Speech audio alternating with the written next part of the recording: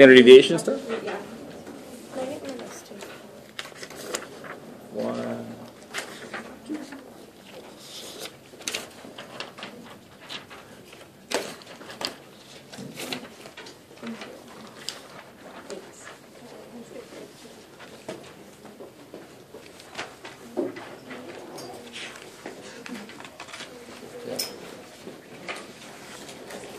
All right. So let's do this. Let's talk about the formula sheet first. And then I think we'll kind of go backwards maybe. We'll start with that handout I gave. We'll work on that together. If you missed last class, just to make you feel really bad about it, that was a really bad class to miss because it's kind of a strange idea, the standard deviation. So if you were here, you probably know what I'm talking about. So we'll do that together, that blank handout that I gave. Let's first talk about the formula sheet.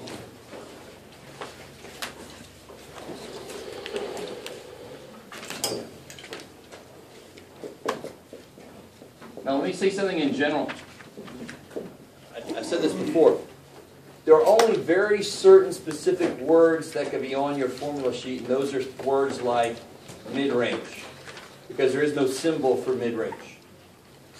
No other words. You can't put population, sample, you can't put use this when, you can't put a little example, you can't put a little picture, you can't put some kind of shorthand that means something to you, but I'll probably figure out what the hell it's supposed to mean.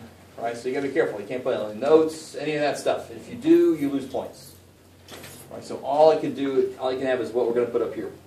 Okay, so chapter 1, exciting chapter. No formulas in there, really. Chapter 2 had creation of histograms. I'm going to make you have to know the class width formula. It's a very tiny formula.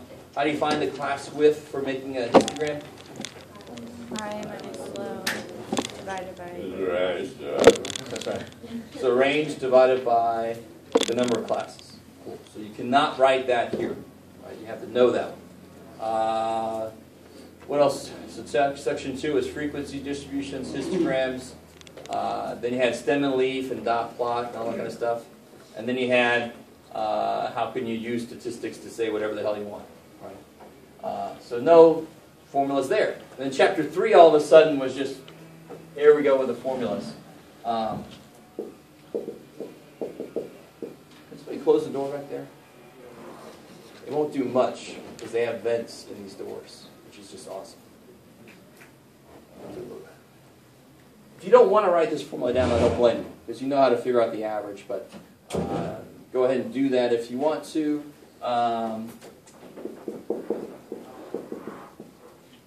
Those are not really different. It's just that they made a big old N for the big old population.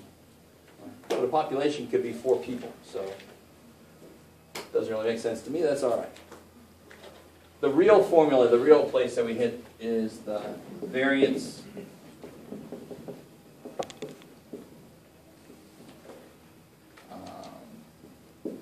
for these 2 different situations.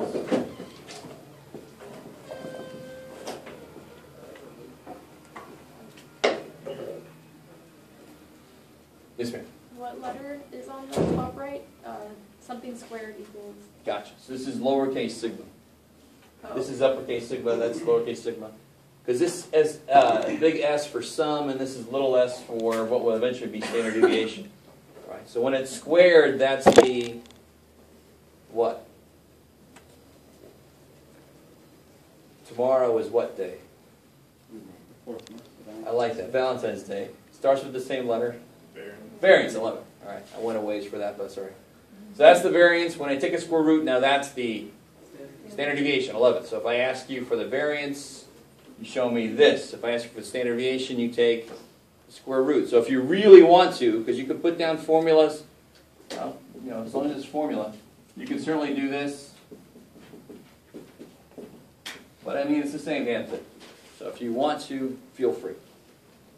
But we can't write, like, no, you can't write variance. And then, okay. Exactly. I like it. You got it. Yes, ma'am. And what's the difference, like, I forgot, how do we know when to use the sample I have to tell you. formula? Oh, okay. If I don't say, what do you use? Sample. I have to be very specific because it's kind of a weird situation to have the entire population at our disposal. We'll say, well, I'll have to say, this data set is from a population of whatever. The population of a little island or whatever. Then you know you can use this guy. In general, I'll say a sampling of, or a study of 23, or a sampling of 47, you know. Then you know it's a sample, you use this guy. Cool. Okay. So just to finish this idea out, if you want to, you can put there the same formula, right?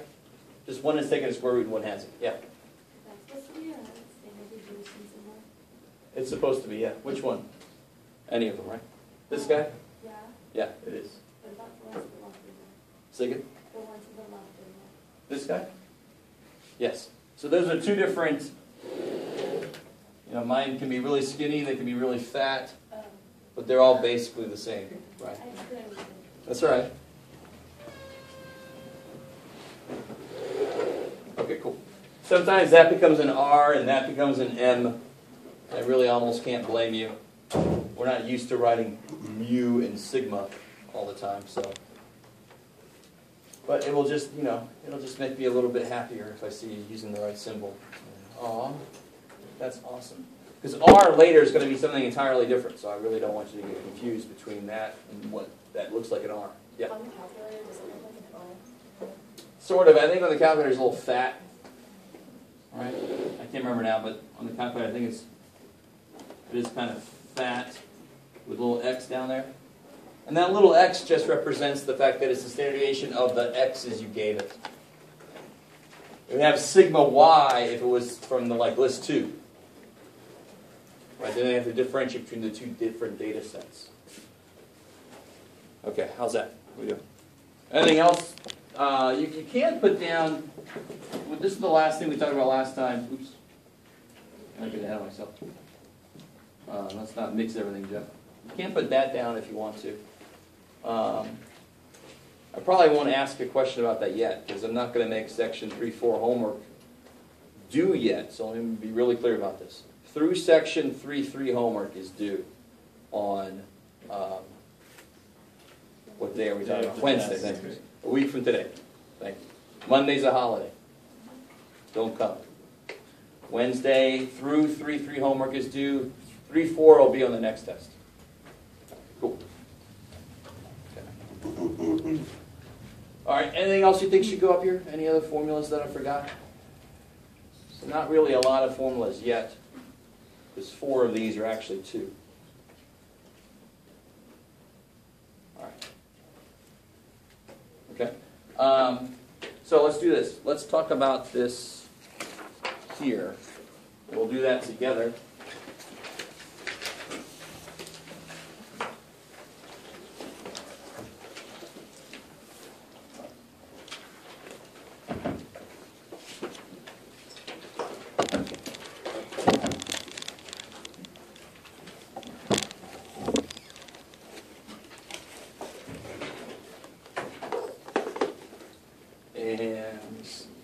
I'll show you how to do it in the calculator. I'll show you how to do the shortcut again. We'll do it, of course, by hand and through the formula. We'll do it that way too. That's the way I need to see.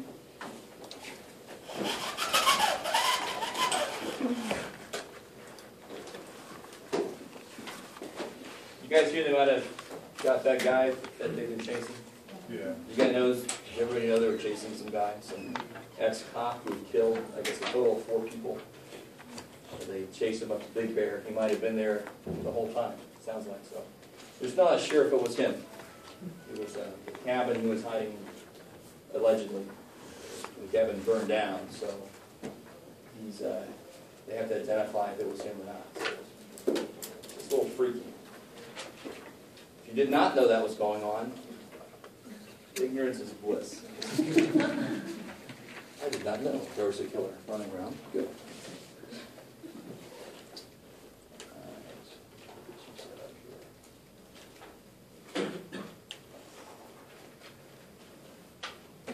One of these. No, I'm not going to play DVD.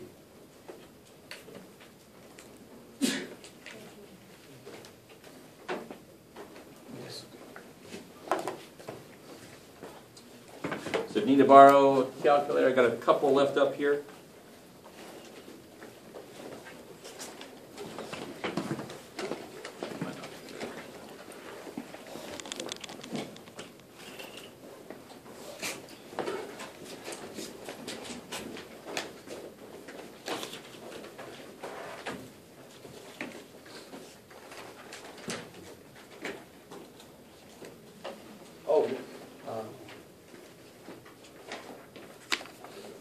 Here's the filled in, I think. But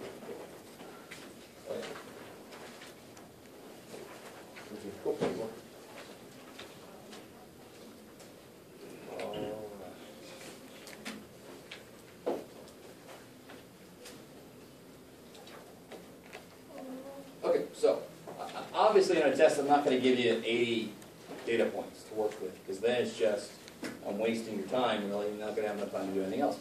So I'll probably give you anywhere between, somewhere around 15 or something data points to work with. Here's my data. To find the means, I'm going to do it officially. You can set up the formula. And I kind of did this as if it was a sample. I make it sound like it's a population, but I don't say. So we're going to assume this is a sample of students. So we can pretty much do this mean already, just straight up. So if we add all these together, what do we get? We have 15, 20, 30, 40, 56. So we do 56 divided by 10. I love it, it's 8. Oh, there's 8 people, thank God. All right. So I'm not quite as crazy as I thought for a second. So 56 divided by 8, 7. I love it. So it comes out to a nice whole number. It's not always going to do that. If your mean doesn't come out to a whole number, round it, maybe go out 3 places, just like standard deviation, just to be safe. But that's a nice whole number. So to do this in the calculator, let me set this dude up so you can see.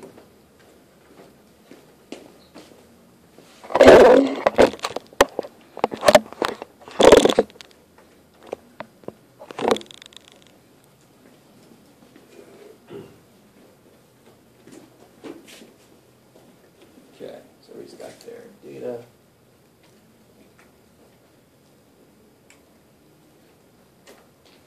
Oh, there's too many options for this. There. All right, so now you guys are probably ahead of me, hopefully. Let me catch up to you, put the data in here, stat, edit. I can clear this if I want to. 8, 7, 6,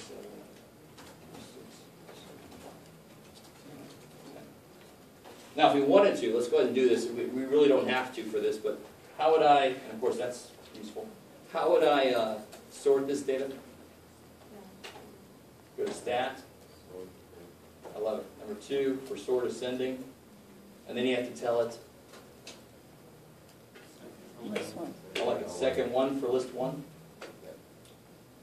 Little anticlimactic there with done. But if you go back into stat, edit, now it's all in order.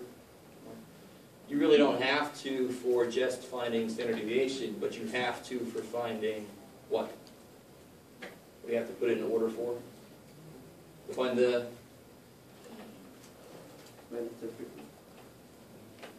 median.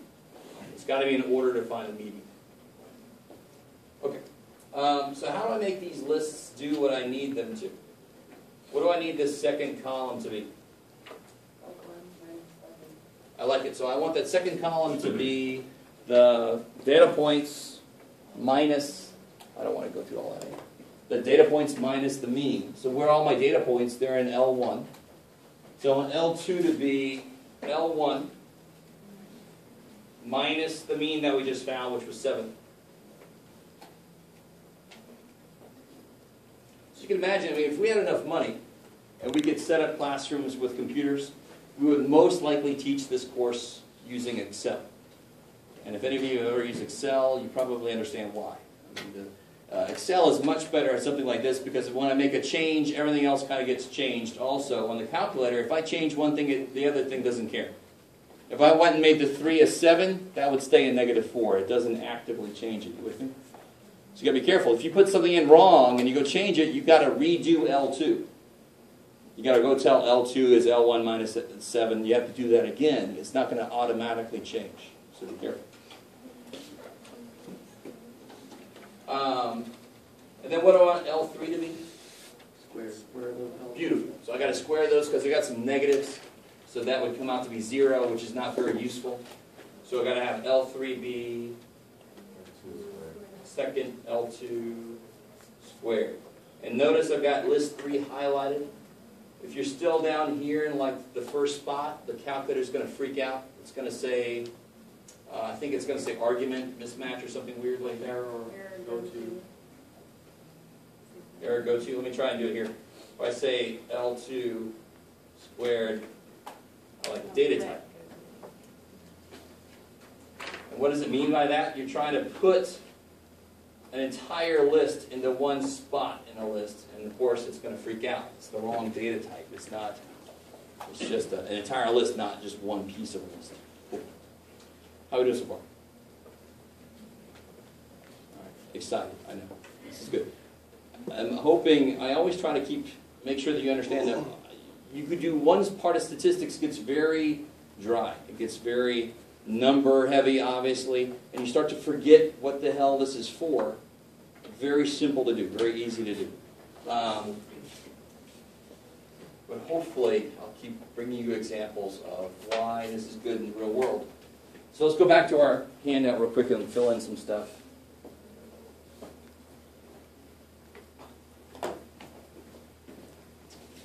So now, I would want you to put all this in. It was all 10s after that. 3, 5, 6, 7, 7. 8, 10, 10. Cool. And then you've got your -4, -2, -1, 0, 0, 1, 3, 3. And then you've got your 16, 4, 1, 0, 1, 9, 9.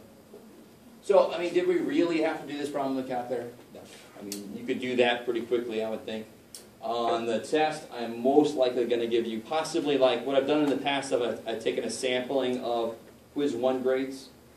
Or sometimes I do a sampling of my last semester's Test 1 grades for my statistics class. So you're going to have numbers like 87, 92, maybe 43, who knows. You're not going to probably be able to do some of the stuff in your head like that. Right? At least I can to a point, but after a while you get a little tired. So when you add these up, 20, 30, 40, that's going to be this entire thing. I added up these. So I added these. So anywhere I see that symbol, that entire thing in a formula, I can replace it with the number 40. Cool. So over here, here's my formula for the variance. The sum of these things divided by n minus 1. You guys, we talked about n minus 1 last time. Who can tell me in a short way what n minus 1 is all about? Why is that n minus 1 and not n? More accurate. It's an adjustment for what? Sample. This is just a sample. It doesn't have the real mean. So it's an adjustment for that. It makes it a little larger. So if we throw our numbers in, what do I get for this formula? What will I get? 40. And divided by 7, because n minus 1, 8 minus 1, cool. So 40 divided by 7 is whatever the hell it is. 5.7, blah, blah, blah. Cool. So here, let me show you in the calculator how you can do some of this stuff nicely. I'd love it if I had 2 projectors.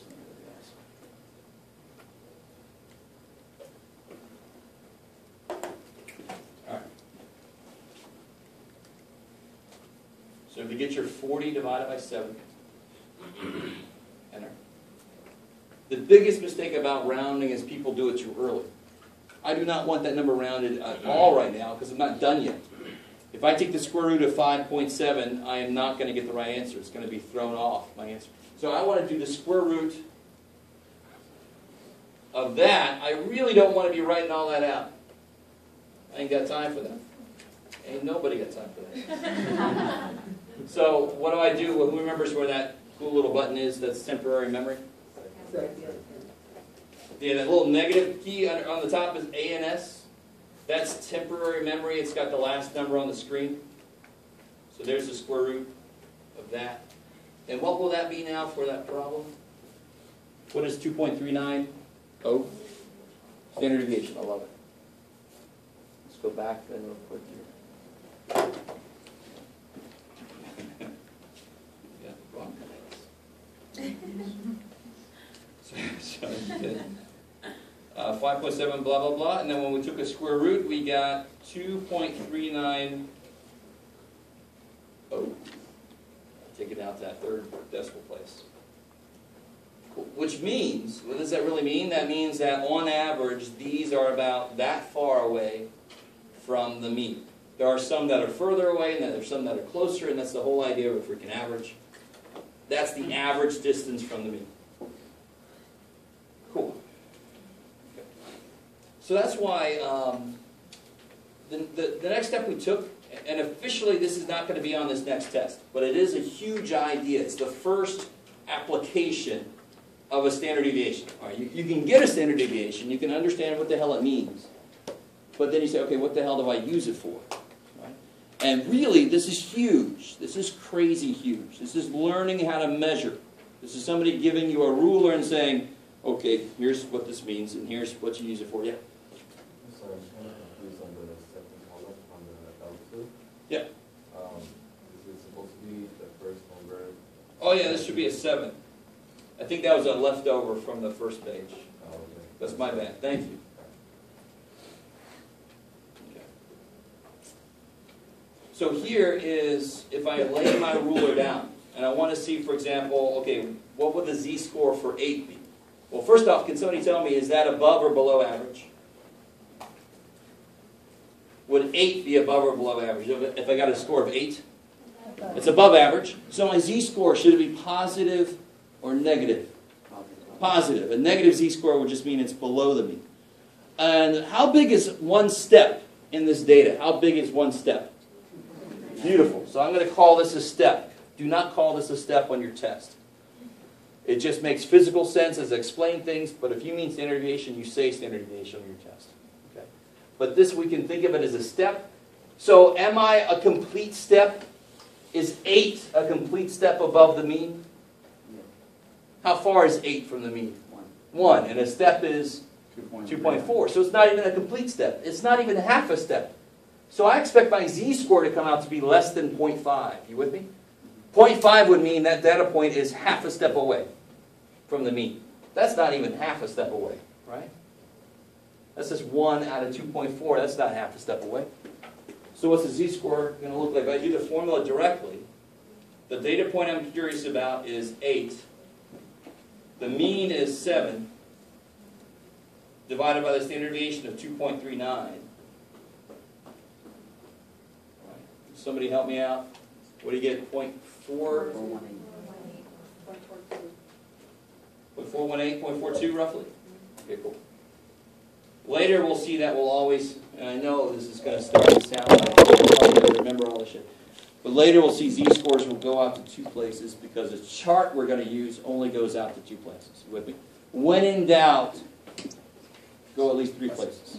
Right, that'll cover your ass. Later we'll see a z-score. When I'm looking it up on a chart, it only goes 2 places. Then I don't have to remember it. I just go, oh yeah, shit. And then you take it out to 2 places. Now this question always freaks people out. And I don't blame you. But think about why this makes sense. And this is kind of huge. This is going to be basically the idea in Chapter 6. In Chapter 6, we're going to talk a lot about a theory, the theory behind this, how much data should be within something. So, for example, we've talked about this shape here. Right, good old normal curve.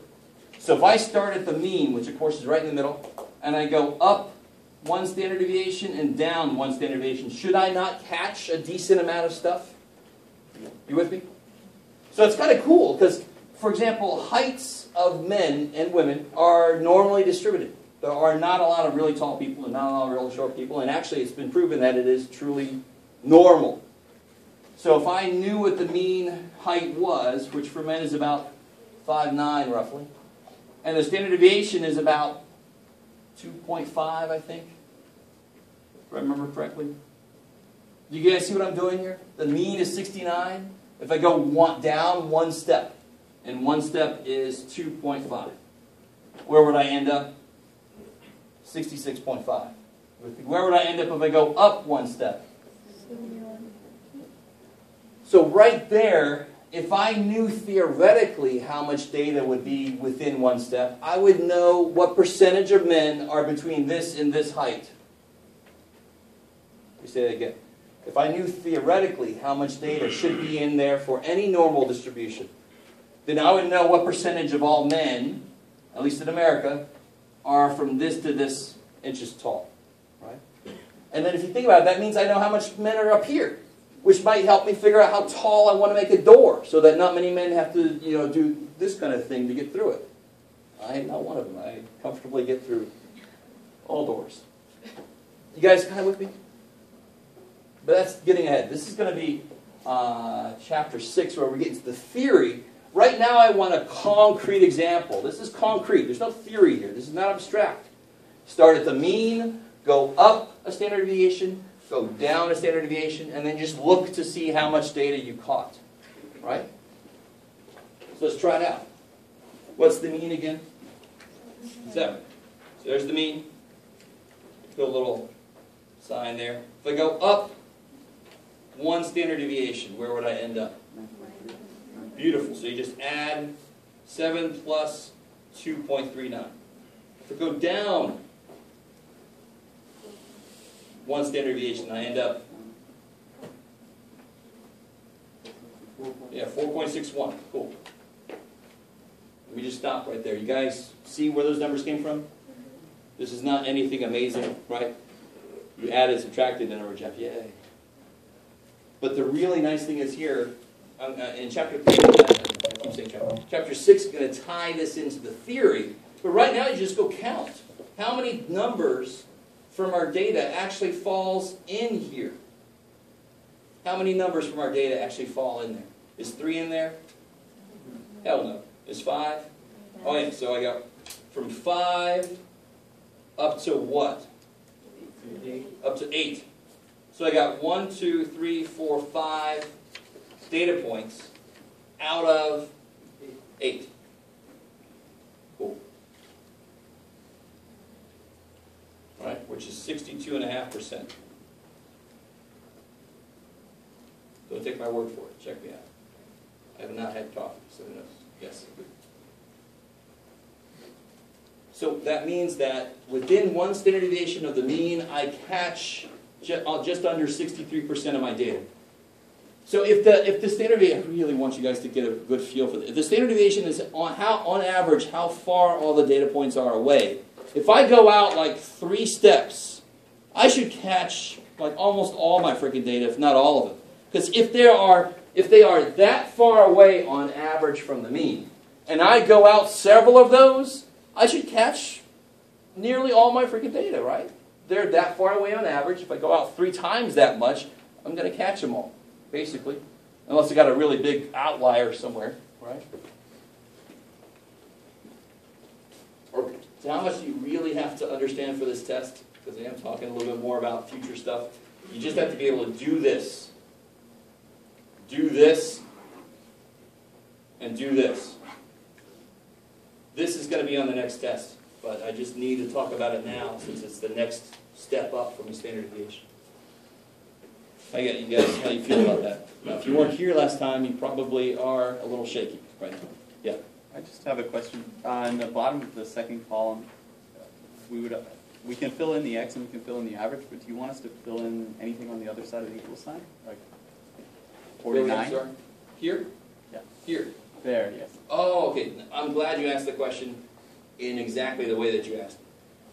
This means the sum of these. This is not an equation to have it's not an expression to be evaluated. You know, like you don't plug in X and X bar into that. I have a whole bunch of these, don't I? Here they Yes. all are. Right? So this tells me what's the sum of all of these. So I have to add these up. And what should that always be for this 0? Yes, it should always be 0. Something And that's why we have to square it, so we can actually see the differences. Yeah. Would that always be 0? Almost. The only reason it wouldn't be is if you had rounded something in there. Like if our mean was ugly, we probably would round, and then it would be like 0.02. But it's essentially saying I'm 0. All right, how we doing? Doing okay? Okay, cool. I mean, to me, the first 4 chapters in the book are really laying the groundwork for how the hell we're going to do the real statistics that's coming up. So we have the definitions, which we all have to understand. Then we have the basic tools we're going to use to analyze stuff. And chapter 4, which is in our near future, is going to be just the probability ideas that we have to kind of use. And then once chapter 5 is here, that's what I call the real statistics, where we actually start using this stuff to do other things. Right? Right now we're just, how the hell do we do these tools? How do they work by themselves? Okay. All right, so now I am wide open to suggestions on what you guys want to look at. Got your practice test, right? Everybody got a copy of that? Let me go ahead and give you the answer key for that.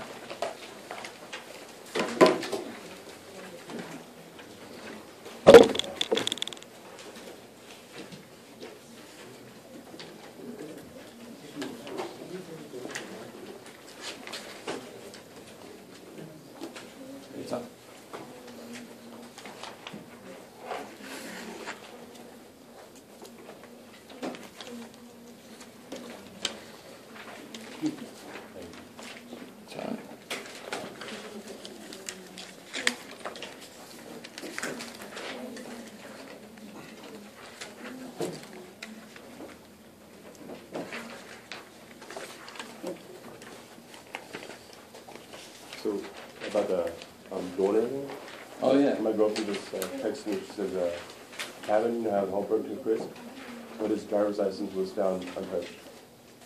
Oh, shit. Yeah, so I can't believe on this. I predict in 2.5 years it's going to be removed. Right? Right? If the right person gets a hold of it, it'll be the beginning of a horror franchise. Could already be one. Jason Bourne. I know, exactly. That's just where my mind was going.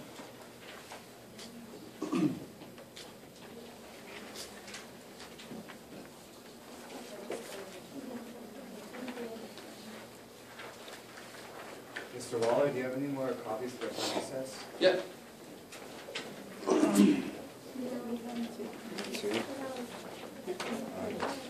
All right, that's it. All right, so I got a little space conservative happy on the back. Sorry about that. I was like, oh yeah, I didn't need all that shit. But I think you can still read that, given that you can read my writing in the first place. So I put 1F there on the back because I ran out of room on the front. 1F is the one that's just like what we just now did down there. Yeah. In fact, I will tell you this. I will ask that kind of question on just about every test, but it won't be related to this. How do I say this right? So we'll learn different ways for people to give us data. So if they give me data directly in a list of data, that's how I would ask this question. There are other ways for people to give us data. I will ask the same question, but it will involve slightly different things to get there. So again, that's a future concern. Don't worry about that for now. So anything from homework or anything else you want to go over? Another example of something? Something that makes sense in the homework? It's totally up to you guys what you want to review. You could do some more stuff in the calculator. If you guys are all ready for the test, I never really mind having a short day.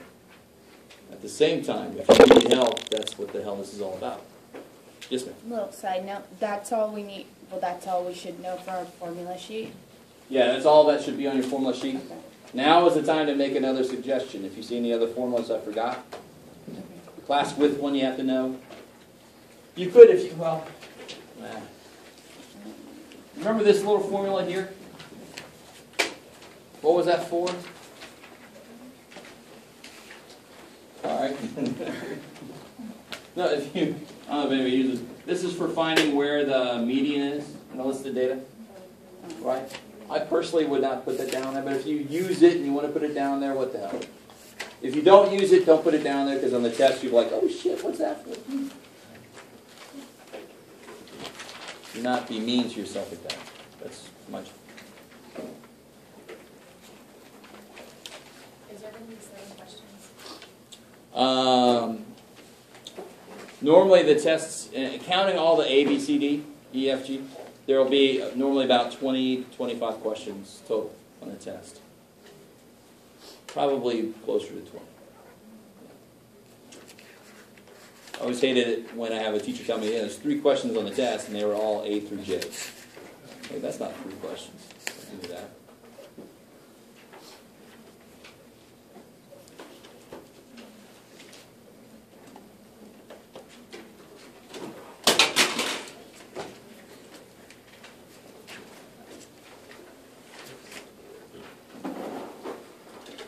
There was one little thing I was concerned about with percentages. People seem to have this perception of if a sample is smaller compared to bigger, that somehow changes the percentage. Like if I said I took a sample of students and only 30% of them passed a test, and you said, well, you should have taken a larger sample because then more of them would have passed. Can anybody tell me what's wrong with that thinking? Please. I saw a lot of that kind of thinking in the homework. The percentage will stay similar. Yeah, as long as you've taken a truly random sample, the percentage should actually stay just about the same. So you see this kind of thing like on CNN. If you ever watch CNN, leading up to exit polls for like they just had the election for the president. I don't think Fox News quite gets this deep into it, but CNN loves to get in all their holographic and their big screen and all that kind of. But they talk about, what was I just talking about? I got way too far off. Oh yeah, percentage. So they'll make projections. And of course they got in trouble way back in 2000 when some of you guys were like 7. But they got in trouble back in 2000 when they projected Florida was going to go to Al Gore because the exit polls and everything they were seeing kind of said that, and then suddenly it did not go that way. Or, not suddenly, but several months later we found out it did not go that way. Right, but they base it on, well, if we've seen this percentage so far, everything else remaining equal, that should keep. So it's sort of like flipping a coin. If I flip a coin 20 times, I expect there to be how many heads? 10. Somewhere around 10. It could be 7 to 13, somewhere around 10. It's not just because I do it more and more and more, I'm not going to suddenly get more heads. That's really what that thinking kind of leads to. I'm not going to get more heads just because I flip them more. It should be 50%. I don't care how big the sample is you take. Similar to the idea of sale. Most people assume if I spend $100, I'll get more off than if I know, I spend love it. $80. I saved so much money. No, you didn't. You really didn't. Yeah, I know what you mean.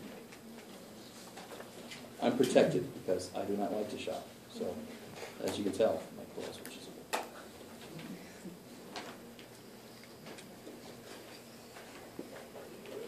Maybe she's leaving you guys alone. You're all working on something.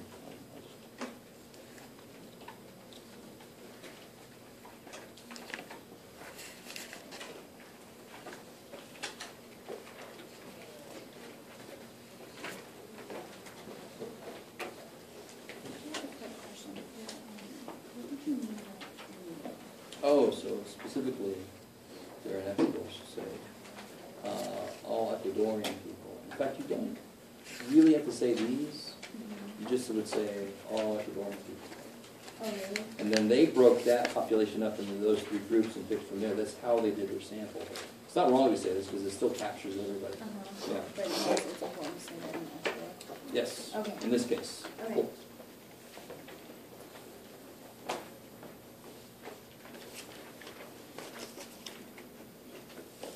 Don't forget, when are your quiz corrections due?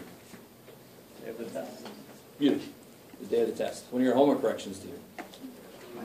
Say the final. I love it. So you got time on that. You do that as you can. If you have to make homework corrections. I have Yes, a ma'am. question. It's about my quiz. Yeah.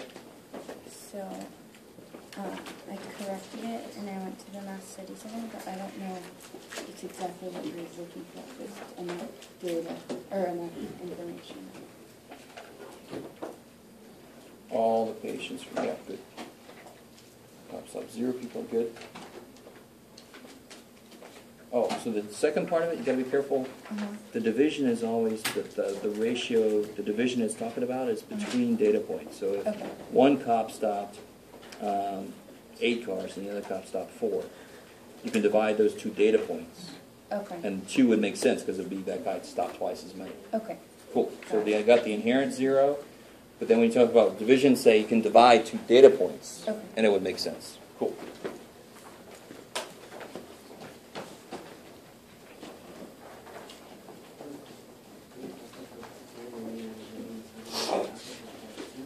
Oh, sorry. Pardon me, yeah. We didn't find a meeting part yet. I got you. So, second for the meeting. The meeting, yeah. Okay, thank you.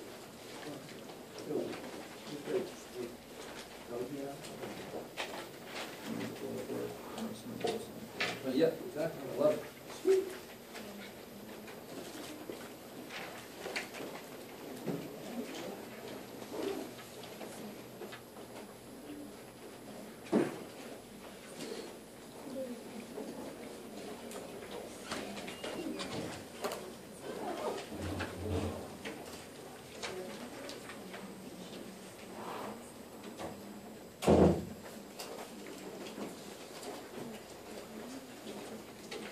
Yeah, you say it. Good point. I'll say something in general about that.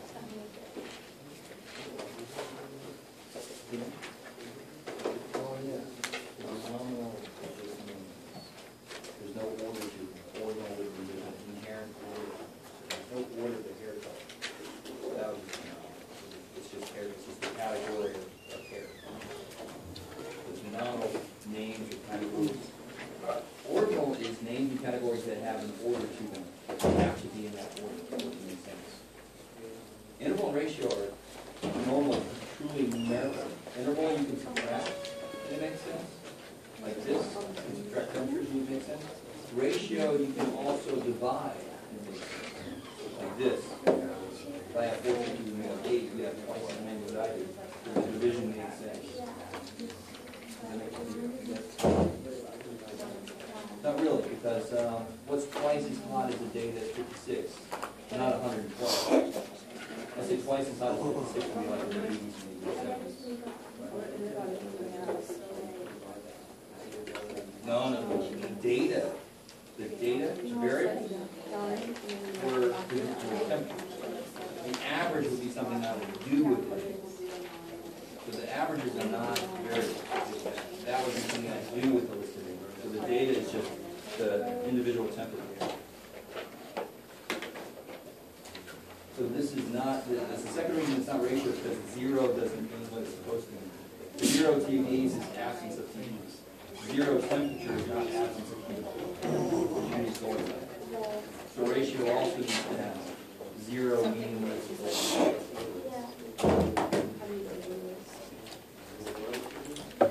And interval you can just subtract it.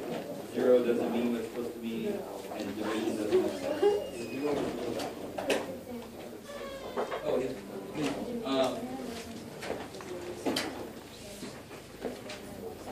I can't remember if I said this last time, but real quick about any practice test I give you guys. I try to capture all the concepts that will be on the actual test. I am a teacher, so I will have the standard teacher answer about anything you've seen in the homework or any concepts that could be on the actual test. But the reality is, if you do this test, if you treat it like a real test and you do it and you do pretty well, you should certainly do pretty well in the actual test. Right? There's not going to be a question that is totally different from what's on the practice test. You with me? There obviously will be questions that aren't exactly like the ones I didn't just change the numbers and give it to you. But they're not going to be something like, this is completely not on here. Right?